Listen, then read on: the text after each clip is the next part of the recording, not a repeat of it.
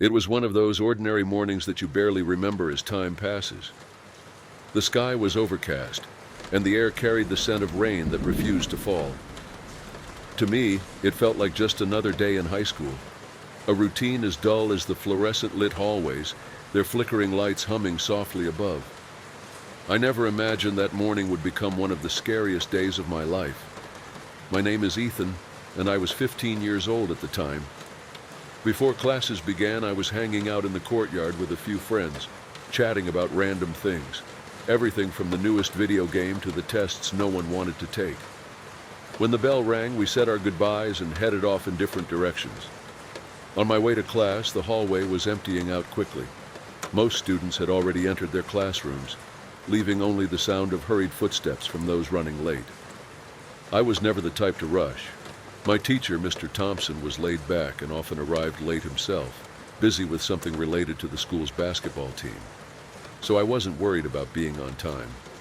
Then the second bell rang, and suddenly, everything changed. The school intercom crackled to life, and the principal's voice echoed through the hallways. "Attention students and staff, we are now in lockdown. This is not a drill. Follow lockdown procedures immediately." Lockdown? My heart skipped a beat. Sure, we'd practiced lockdown drills before, but the tone of the principal's voice was different, too serious. The hallway around me fell into an eerie silence, like the entire building was holding its breath. I thought maybe it was a mistake or something minor, so I kept walking, trying not to overthink it. But as I approached my classroom, a strange feeling began to settle over me, a creeping sense of unease that I couldn't shake. Something was wrong. And then I saw him. At the end of the hallway, near my classroom, stood a man dressed entirely in black.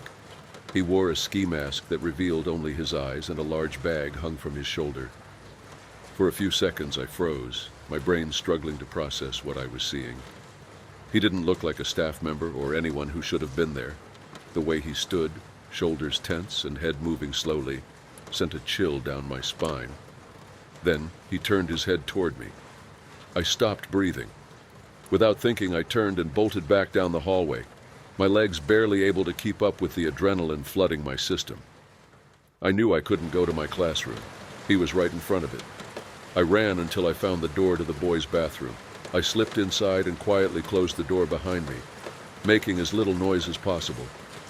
I hid in one of the stalls and sat on the floor, hugging my knees.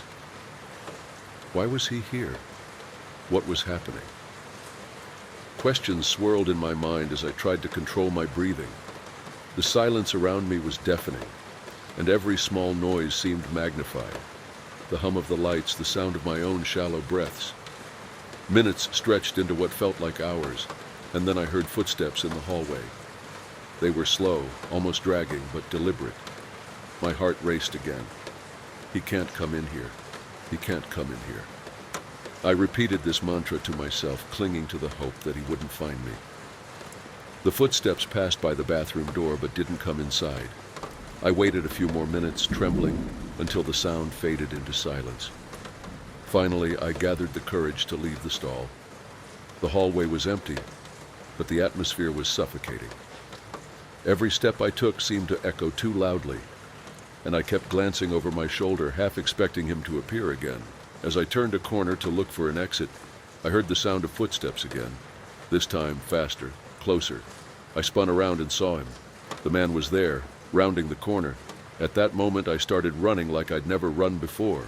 My legs felt like they were moving on their own, driven purely by instinct as I sprinted down the hallway. Each footstep echoed like gunshots in my mind, amplifying the fear that consumed me. Behind me, the man's footsteps grew louder. He was running now, and I could feel his presence closing in. I turned left, then right, trying to recall every shortcut I knew in the school, but everything seemed unfamiliar, as if the hallways had rearranged themselves. My only goal was to escape. For the first time, I wished the school wasn't so large. The labyrinth of corridors that once felt like home now seemed endless, and the sensation of being hunted made it all the more suffocating. Amid the chaos, I spotted the emergency exit at the end of the hallway. Hope surged within me. There was my chance to get away. With my lungs burning, I threw myself against the door, pushing it open with all my strength. The cool outside air hit me, but there was no time to stop and breathe. I scanned the area and saw police officers in the front parking lot. They hadn't noticed me yet, so I ran as fast as I could toward them, waving frantically. "Help! He's inside the school!" I shouted with everything I had left. The officers sprang into action immediately. Some ran toward the building while others came to me. They surrounded me, asking what had happened. I could barely speak, but I pointed toward the school, struggling to explain that the man was still inside, near the classrooms. One officer tried to calm me down while another spoke into his radio. I caught snippets of phrases like "armed suspect" and "secure the area," but it was hard to process anything in the moment. From that point on, everything happened too fast. More police cars arrived within minutes, and the officers quickly established a perimeter around the school. The piercing wail of sirens filled the air, blending with the shouts of commands. As the officers entered the building, I sat on the curb trying to catch my breath. One officer stayed with me, assuring me that everything would be okay. But how could he know that? The masked man was still inside, and I had no idea what he wanted or what he was capable of doing. Minutes felt like hours until I heard a muffled explosion, followed by a heavy silence that seemed to stretch forever. Finally, a voice crackled through the radio, confirming that the man had been apprehended. When I saw the officers escorting him out in handcuffs, my breathing began to steady. The man kept his head down, but even so, I recognized his mask and the bag slung over his shoulder. I didn't know who he was, but seeing him taken away brought an overwhelming sense of relief. Later, I learned that he hadn't been armed, but his bag was filled with strange items: ropes, knives, and duct tape. No one could say for sure what he had been planning, and the police didn't share many details. After that day, my school implemented permanent security measures, and all entrances became tightly monitored. My family insisted I start seeing a therapist, and though I resisted at first, it eventually helped me process the trauma. 7 years have passed since that day, and I still think about it from time to time. The fear, the adrenaline, the feeling of being hunted, those are experiences I wouldn't wish on anyone. But something positive came from it. I learned to appreciate each day as if it were unique, because you never know when the most mundane routine could transform into something that changes your life forever. My name is Jason, and to this day, every time I see a red sweater, a chill runs down my spine. It doesn't matter if it's in a store window or on someone walking down the street, the memory returns like a shadow that never leaves me. It all began on a day that should have been ordinary, but ended up completely altering my sense of safety and peace. I was 18 years old and a senior in high school. It was one of those gray days with a humid atmosphere that seemed to foreshadow something strange. During the fourth class of the day, I was struggling to keep my eyes open through a tedious geometry lecture when the principal's voice suddenly cut through the intercom. "Attention, students and staff. This is a Code Red situation. I repeat, Code Red. Follow lockdown protocols immediately." For a second, the room fell silent, followed by a nervous murmur spreading among the students. Our teacher, Mrs. Caldwell, reacted quickly. She told us all to move to the back of the room and lock the door. The lights were turned off, and the tension in the air became palpable. The classroom, a space for learning and laughter just moments ago, transformed into a refuge. All we could hear was our restrained breathing and the occasional distant sound of footsteps echoing in the hallway. Every noise seemed amplified, and our eyes were glued to the door, as if expecting it to burst open at any second. Most of the students were silent, though I could feel the rising panic in the air. Some sent quick texts on their phones trying to find out what was happening. Others, like me, sat frozen, unable to do anything but wait. For long minutes that felt like hours. There was no movement outside. But then, the heavy sound of footsteps echoed down the corridor. At first, they were slow and deliberate, as though the person knew exactly where they were going. Then they became quicker, almost urgent, growing louder as they approached our room. My heart pounded so hard I feared it might give us away. When the footsteps finally stopped outside our door, the tension became unbearable. Suddenly, the doorknob began to turn slowly. The entire room froze. No one dared breathe. The silence was broken by a muffled, low, gravelly voice. "I know you're in there." It was a simple sentence, but it carried a weight of menace. No one responded, of course, but the sense of helplessness was suffocating. After a few seconds that felt like an eternity, the person stopped turning the knob and began knocking on the door. First lightly, then harder, until it sounded like they were punching it. The sound reverberated through the room, and I was certain the door wouldn't hold much longer. Then, as abruptly as it started, the noise stopped. Silence returned, but it was even more oppressive now. We didn't know if he was still there or had moved on to another classroom. Mrs. Caldwell motioned for us to stay still and silent. It was then that we heard something even more terrifying, the sound of glass shattering nearby. He had moved to another part of the school, but that did nothing to ease our fear. We knew the danger was still close. As we waited, time seemed to stretch endlessly. I tried to control my breathing and stay calm, but it was impossible. My muscles were taut, as if ready to spring into action at any moment to save myself. Finally, the distant sound of sirens broke the deadly silence.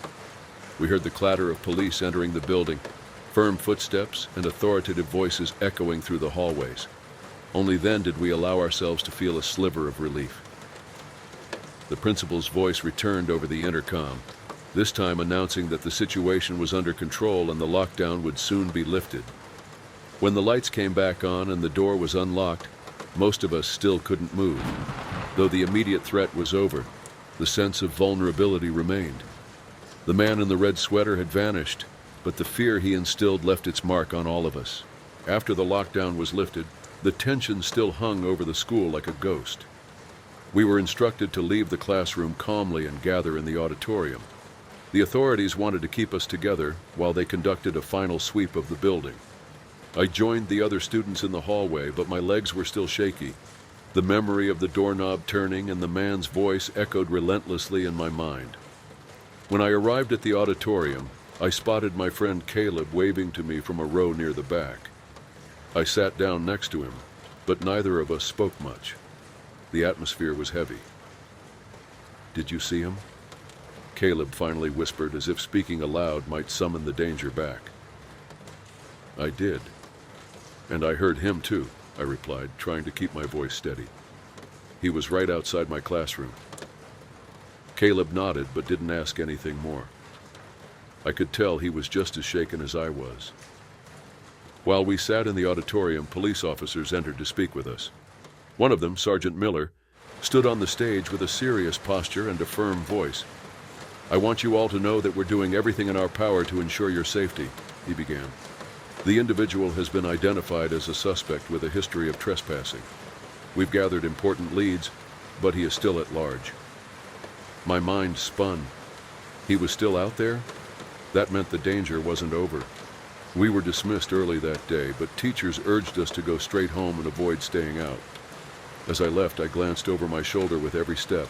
I couldn't shake the feeling that I was being watched.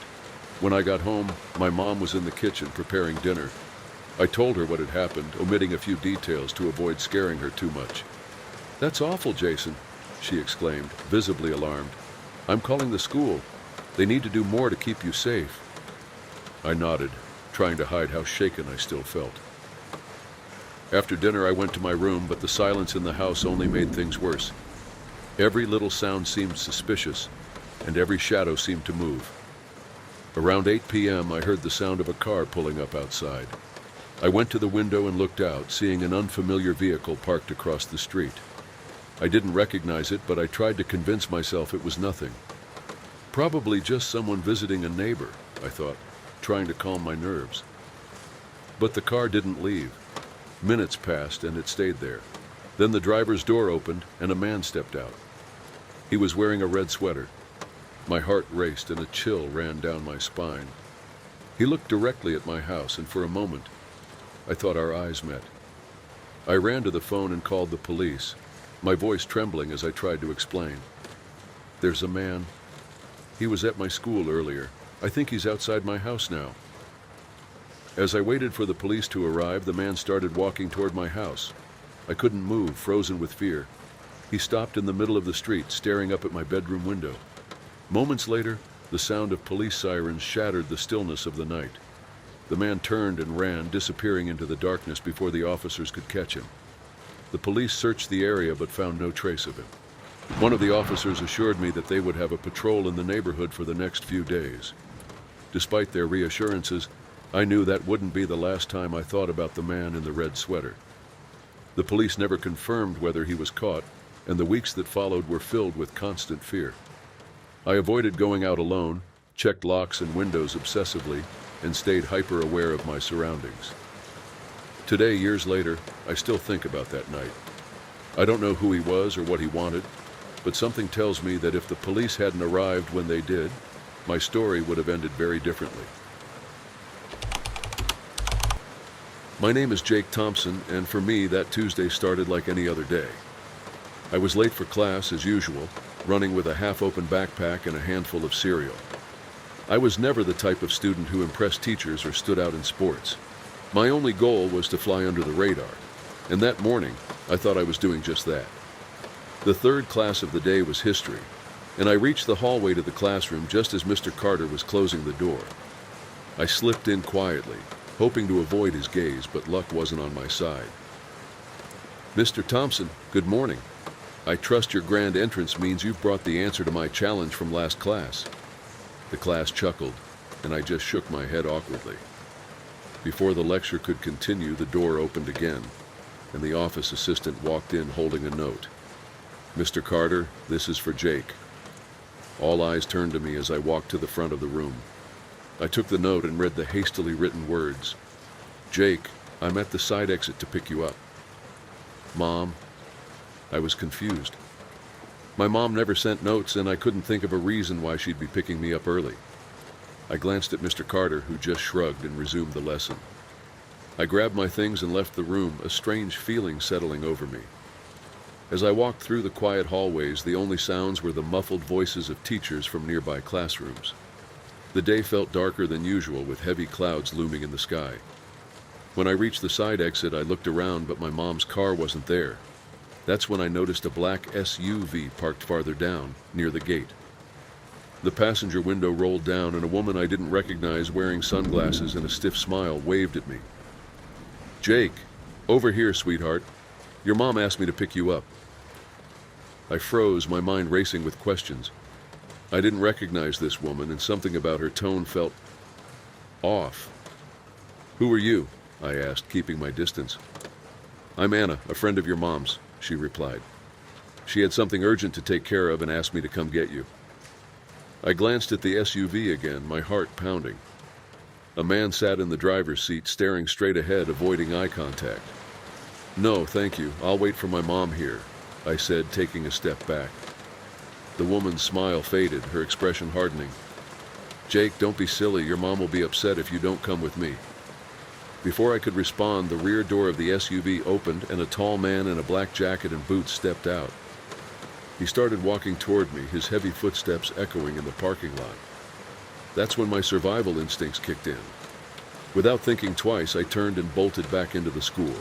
My heart pounded so hard it felt like it would burst. I reached the main doors and yanked the handle, but they were locked. I glanced back. The man was closer now, his expression cold and calculating. With no other choice, I ran around the building, aiming for the entrance near the front office. My only thought was to find an adult, someone who could help. As I ran, I felt the constant sensation of being watched, every sound sharpening my panic. Turning a corner, I heard the quickening rhythm of footsteps behind me. I didn't look back. I knew that if I hesitated for even a moment, it would be over. I ran with every ounce of strength my legs could muster, rounding the school building and reaching the main entrance doors. I pounded on them desperately, the sound echoing through the empty hallways, but no one came. I was alone outside, and the man in the black jacket was closing the distance fast. I thought about screaming, but I knew I needed to act quickly before he caught up to me. I decided to head back toward the parking lot, hoping to find an adult, maybe a teacher or even a late student. But as soon as I turned, I saw the black SUV's headlights flick on and the vehicle creep forward slowly. The woman was still inside, her face now devoid of the fake friendliness she'd shown earlier. "There's no use running, Jake," the man shouted. His voice was cold, carrying a triumphant tone that sent chills down my spine. I realized they were trying to trap me, so I bolted in the opposite direction, heading toward the soccer field surrounded by a tall chain-link fence. On the other side was a small gate that led to a side street. Maybe, just maybe, if I could make it there, I could escape and find help. My mind raced. Who were these people? How did they know my name? And worst of all, what did they want with me? As I sprinted across the field, my legs burned, but adrenaline pushed me forward. Behind me, I could hear the man's footsteps getting closer. He was fast, much faster than I'd anticipated. When I glanced back, he was only a few meters away, and to my horror, he was holding something in his hand, a syringe. My heart pounded even harder. He wasn't just trying to catch me, he had a plan, and whatever it was, it terrified me to my core. I reached the gate, only to find it locked. Panic surged through me as I tried to climb it, my hands trembling and slipping on the cold metal. I could feel him closing in, his heavy footsteps pounding against the ground with alarming speed. Then in the distance, I heard sirens. The police! Hope flooded through me as I glanced over my shoulder. The man heard them too, and he stopped abruptly. His expression shifted from predatory to frustrated. He turned toward the SUV, which was now reversing and speeding away from the parking lot. I kept climbing, pushing myself over the top of the gate with every ounce of strength I had left. As I finally dropped onto the other side, I saw 2 police cars turning onto the side street. Officers jumped out, weapons drawn, shouting commands. "Stop right there!" one of them yelled at the man. He hesitated for a moment, but then turned and ran in the opposite direction, trying to escape. I collapsed onto my knees on the sidewalk, gasping for air as I watched the scene unfold. The officers chased after him, and after a few tense minutes, I saw him being tackled and handcuffed. They dragged him back to one of the squad cars as he shouted incoherent words I couldn't make out. One of the officers approached me, kneeling down to meet my eye level. "Are you okay, kid?" he asked, his voice calm but serious. I could barely speak. Tears streamed down my face as the adrenaline finally began to wear off. I nodded, too overwhelmed to do much else. "Who were those people?" I finally managed to ask, my voice shaky. "We'll find out," he replied. "The important thing is you're safe now." In the days that followed, I learned that the man and woman were wanted in multiple states for abductions. They had a pattern of creating fake notes and luring unsuspecting kids. My case was just the latest in a series of attempts, many of which, tragically, hadn't ended as well as mine. My school implemented stricter security measures after the incident, including reinforced doors and more rigorous ID checks for anyone entering the building. Despite these changes, it took me months to feel safe again. Years later, I still remember the sound of those sirens and the overwhelming relief I felt when I saw the police arrive. I know I was lucky, but I also learned to never ignore my instincts. That experience changed the way I view the world, teaching me to be more cautious and to trust the warning signs when something feels wrong. What could have been the worst day of my life became a lesson I'll never forget. My name is Jack, and this story happened about a year ago on an ordinary winter night. I had just finished my shift at work and, as usual, I stopped by Walmart to pick up a few things. It wasn't too late, probably around 8 or 9 p.m., and the store was quiet, with only a few customers wandering through the aisles. After a few minutes of browsing, I headed to the fitness aisle. I wasn't planning to buy anything that night, but a massage device caught my attention, so I decided to stop and read the description on the box. I was so focused that I almost didn't notice voices coming from the next aisle over, the one dedicated to toys. A male voice and a child's voice stood out in the silence, but I didn't pay much attention at first. It wasn't until the man said, "I'll buy you this toy if you come with me," that something grabbed my attention. The phrase seemed odd, but I tried to rationalize it. Maybe it was the child's father trying to convince them to leave. I kept listening without looking, trying not to seem curious, until the man said something like, "Your mom said it's okay." That was the moment a chilling sensation ran down my spine. A bad feeling crept over me. I couldn't explain exactly why, but it felt wrong. I started thinking that maybe this man wasn't the child's father, and if he was, why would he say something like that? I decided I needed to take a look. I left the fitness aisle and moved to the next one. When I turned, I saw a man wearing a black coat and a winter hat, holding the hand of a little girl. He was calmly leading her toward the end of the aisle. With his back to me, the girl looked hesitant, but the man was pulling her firmly. My heart started racing. I wasn't sure if I should intervene, but something told me I needed to act. "Excuse me," I said, my voice louder than I expected. The man stopped abruptly and turned, clearly surprised. I grabbed a random toy off the shelf, a teddy bear, and asked, "Do you think this would make a good gift for my niece?" He stood still for a moment, seemingly processing the situation. Then he replied, "I don't know, maybe." I made a point of walking toward them as I kept talking. "Oh, I thought you might know. Is this your daughter?" I asked casually, trying to sound nonchalant. "No, she's not my daughter," he answered, looking uncomfortable. "I'm just watching her for a moment, but we need to go now." There was a sense of urgency in his voice. He started pulling the girl again, but this time she resisted a little more. Before I could say anything else, he turned his back and headed toward the end of the aisle. I stood there, frozen, debating whether I should keep pushing or if I was overreacting. Could it just be a misunderstanding? It wasn't long before I heard a woman calling out a name. "Sarah!" The voice came from a few aisles ahead. I immediately walked toward it and found a visibly worried woman looking around frantically. "Is Sarah your daughter?" I asked, my nervousness evident in my tone. "Yes. Have you seen her?" The concern in her eyes was unmistakable. My mind connected the dots in seconds, and alarm bells went off in my head. "I think she's with a man heading toward the front of the store," I said. I didn't wait for anything else. Both the mother and I started running toward the exit. As we ran through the aisles, the hurried sound of the mother's footsteps behind me echoed throughout the store. My heart was pounding, not just from the rush, but from the fear of what could happen if we didn't catch up in time. As we neared the checkout area, we spotted the man in the self-checkout section. He was holding the girl's hand while using his other hand to pay for a toy. The mother shouted her daughter's name in a desperate voice. "Sarah!" The girl immediately looked back, and when she saw her mom, her face lit up. She pulled her hand away from the man and ran toward her. The man, however, froze for a moment, realizing his situation had just taken a dramatic turn for the worse. He tried to explain, shaking his head and gesturing. "I was just buying her a toy. It's not what you think."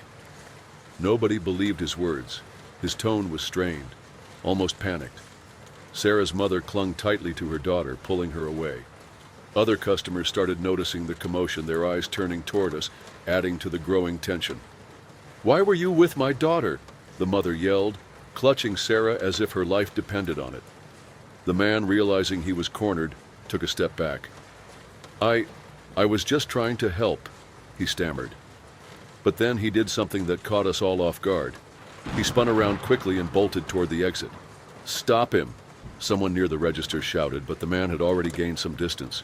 He dashed through the automatic doors and disappeared into the night.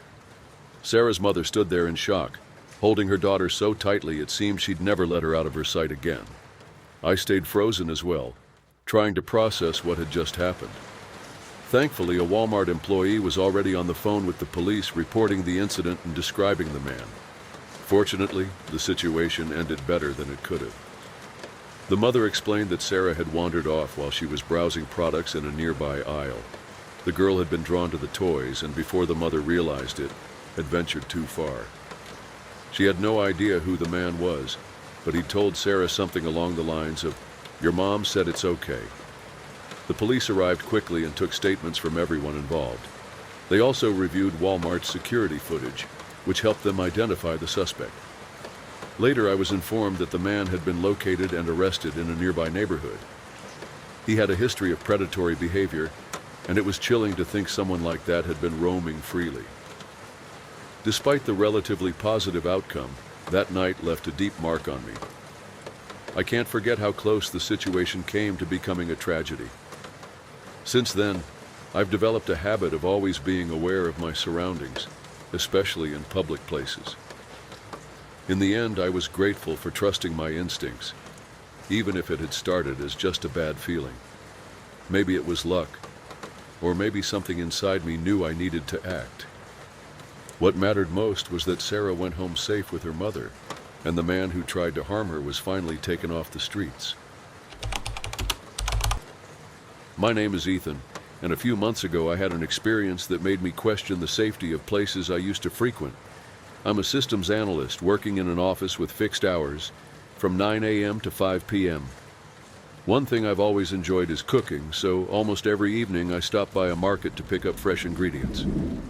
Among the supermarkets I frequented, Walmart was the most convenient for me.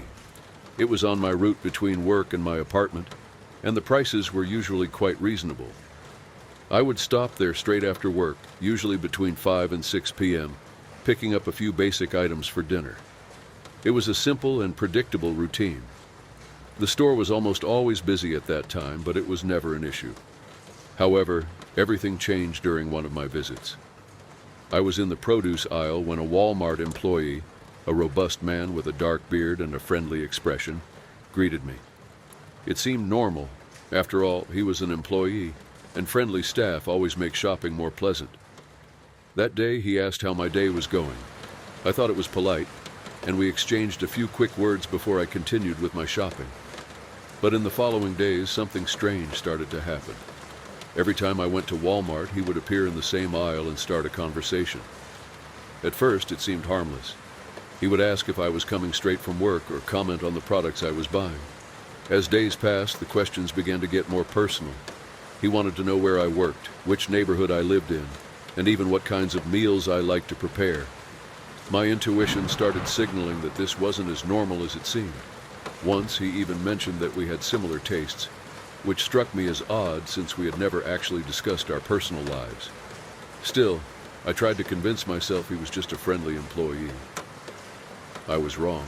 On one particular day after an exhausting workday, I was in a rush to grab my ingredients and leave.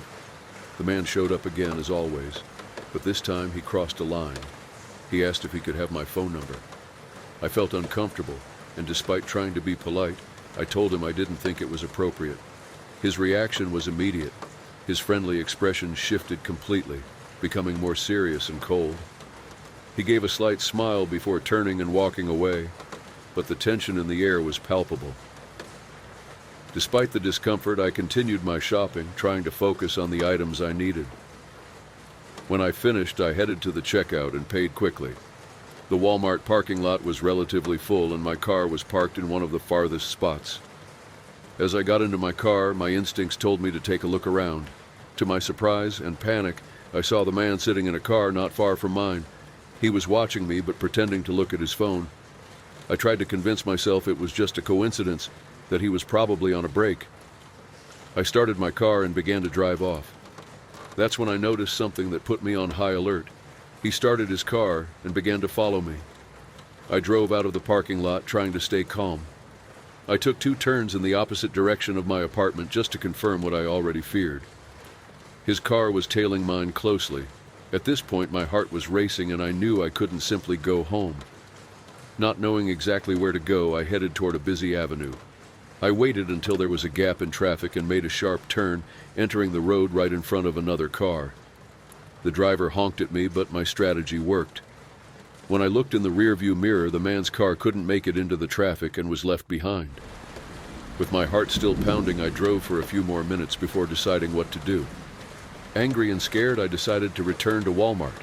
I parked and went straight to the customer service desk, explaining that a store employee had followed me out. To my surprise and horror, the manager informed me that no one matching that description worked there.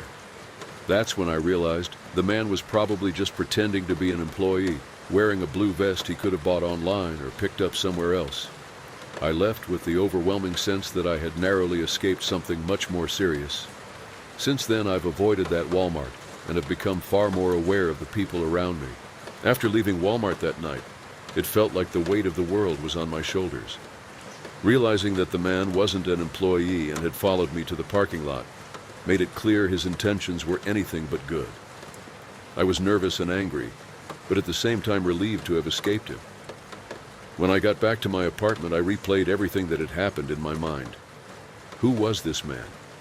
Why had he approached me so many times in the store? And most importantly, What had he been planning to do? These thoughts kept me restless.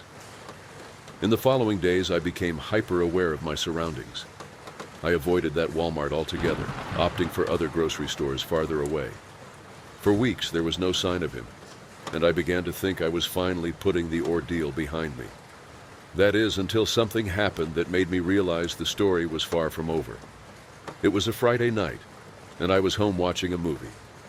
As usual, I kept my living room curtains open, letting in the streetlight glow. Absent-mindedly glancing outside, I noticed a car parked across the street, its headlights off. At first, I didn't think much of it, but something about the car's shape felt familiar. Curiosity nagged at me. I grabbed my phone and discreetly snapped a photo, zooming in to get a better look.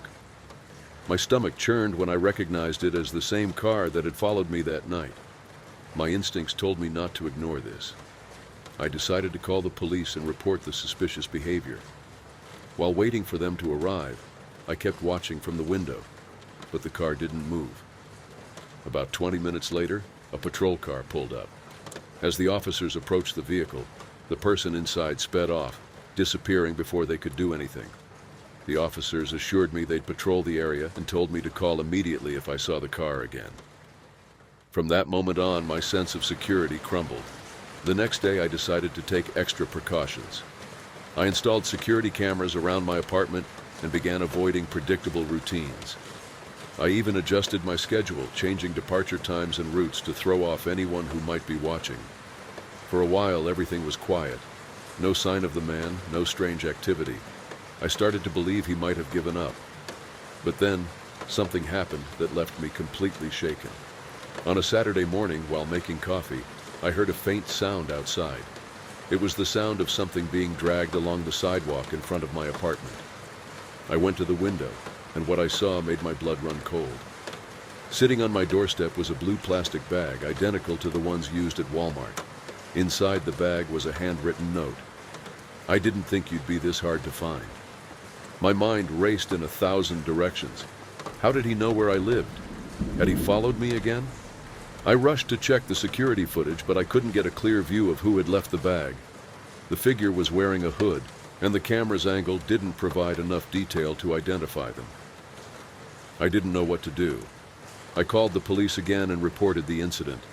They sent an officer to collect the note and the bag, but once again told me there wasn't much they could do without a clear suspect. Since then, I've lived in a constant state of vigilance. To this day, I don't know who that man was or what he really wanted from me. What I do know is that the moment at Walmart completely changed my perception of safety. The feeling of being watched has never left me. My name is Michael. I'm 31 years old, and I never thought something so unsettling could happen to me in a place as ordinary as a grocery store. I've always been a laid-back person, someone who follows a routine without much worry. I work as a maintenance technician, and after work I usually stop by a nearby market to grab basic items. The convenience of this routine had always been a constant in my life, but on one specific night, that sense of normalcy was completely shattered. It was a Tuesday, just after 8 p.m. The grocery store was moderately busy, with families shopping for groceries and workers like me picking up a few things before heading home. I walked in and went straight to the dairy section. As I scanned the shelves, I felt someone standing next to me. A man, average-looking, with graying hair and a worn-out jacket, was watching me. At first, I thought it was just a coincidence. Maybe he was just waiting to grab something nearby. But as I moved down the aisle, I noticed he moved too, always keeping a short distance. I tried to shrug it off, telling myself I was being paranoid, until he approached me and started a conversation. "Good evening. Do you come here often?" he asked, with a smile that seemed friendly but made me uneasy. I replied politely but briefly, trying to make it clear I wasn't interested in chatting. He persisted, asking my name and commenting on how busy the store was for that time of night. Something about his tone made me uneasy. He seemed to be forcing a sense of casualness. After a few minutes of disconnected small talk, I made up an excuse to leave and moved to another aisle. To my relief, he didn't immediately follow. I continued shopping, but the discomfort lingered. I tried convincing myself it was just a random encounter and that maybe he was just a lonely person trying to be sociable. But that wasn't the case. When I reached the canned goods section, he appeared again. This time, with a more serious expression, he stopped beside me and asked something that made me shiver. "You live nearby, don't you? I bet it's one of those apartments on the corner." I froze. How did he know about the apartments? I'd never seen this man before, and his words were so specific it felt like he already knew more about me than he should. My response was vague, but my mind went into full alert mode. After that, I made it a point to move quickly through the aisles, grabbing what I needed and heading for the checkout. While scanning my items at self-checkout, I glanced discreetly over my shoulder. He was standing near the entrance to the beverage aisle, watching me intently. I took a deep breath and tried to stay calm. I left the store with my bags and headed to my car. The parking lot was emptier than I'd have liked, and the flickering lights above the spaces failed to fully illuminate the area. As soon as I got in and locked the doors, I saw the man exiting the store and looking around. I didn't want to draw attention, so I started my car slowly and began to pull out of the spot. As I passed him, I noticed his eyes following me. He didn't look surprised or rushed. He just watched me with an unsettling calmness. By this point, my heart was racing. I left the parking lot quickly and headed home, but something told me not to go straight there. In my rearview mirror, I saw a car following me at a moderate distance. This wasn't a coincidence. I tried to stay composed and took streets I didn't usually use, but the car continued to trail me. When I was certain it was him, I made a drastic decision. I sped toward a busier avenue where the traffic was heavy. As soon as I saw an opening, I darted into the lane, narrowly missing another car in the process. The other driver honked at me, but I had one goal: lose him. Luckily, he couldn't follow me through the traffic, and for the first time that night, I felt like I could breathe. I decided to drive around for a few more minutes before heading home, just to make sure I wasn't being followed. When I finally got to my apartment, I locked the door and sank onto the couch, trying to process what had just happened. Something about that man wasn't right. He wasn't just a random customer at the store. He seemed to know things about me that he shouldn't have known. Even after arriving home, the feeling of being watched wouldn't leave me. The memory of the man in the parking lot, his eyes locked on me, and the fact that he had followed me through the city were etched into my mind like an unshakable mark. The next morning, I decided I wouldn't return to that supermarket. It had once been a place where I felt secure, but now it was tainted by that unsettling encounter. I spent the day trying to focus on work, but it was difficult. The man's image kept creeping into my thoughts at the worst moments, and an increasing sense of unease weighed on me. That evening, while I was watching TV, I heard something that made me freeze. The unmistakable sound of footsteps outside my apartment. The living room window had thick curtains, but I could see a shadow cast on them. Someone was standing there. My heart pounded and adrenaline surged through me. Without making a sound, I grabbed my phone and called the police.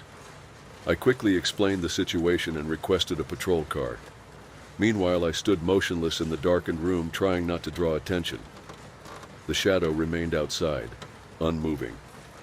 After a few minutes, I heard footsteps retreating. I rushed to the window and lifted a corner of the curtain just in time to see an old car pulling out of the parking lot. I couldn't make out the license plate, but I knew it was him. The police arrived shortly after, but the man was already gone. I told them everything that had happened, including the initial encounter at the supermarket, and they promised to patrol the area. However, without concrete evidence or a detailed description, there wasn't much they could do. In the days that followed, I tried to go about my life as normally as possible. I changed my routines, taking different routes to work and shopping at stores in other parts of town. For a while, everything was quiet, and I started to believe he had given up. But then, a week later, something even more chilling happened. I came home from work to find a note taped to my door. It was a small piece of white paper, neatly folded. When I opened it, a cold shiver ran down my spine. "You shouldn't have avoided me." My mind raced in 1,000 directions. How did he know where I lived? Had he followed me again? This was personal now. I called the police once more, and this time they took the note as evidence. They also suggested I consider installing security cameras or even moving to a new address. Over the next few days, paranoia consumed me. I constantly looked over my shoulder, triple-checked my locks before going to bed, and avoided leaving the house after dark. But even with all these precautions, he still found ways to terrorize me. One night, around midnight, I was jolted awake by a sound outside. Someone was tapping on my window. It was soft but persistent, as if the person wanted me to know they were there. I grabbed my phone and called the police yet again, but when I peeked out the window, no one was there. The police arrived quickly this time, but once again the man had vanished. They patrolled the area, but no trace of him was found. All that remained was the overwhelming sense of helplessness and fear. After that last incident, I decided to take drastic action. The following weekend, I packed my belongings and moved to another state. I told only my closest friends and family about the move. I didn't want anyone to know where I was, not even those who might accidentally share information about me with him. Since then, my life has been an ongoing attempt to rebuild. I still glance over my shoulder during moments of distraction, expecting to see a familiar face in the crowd. I don't know who he was or why he targeted me, but I do know that encounter changed my life forever. The feeling that he's still out there somewhere, waiting for the right moment to resurface,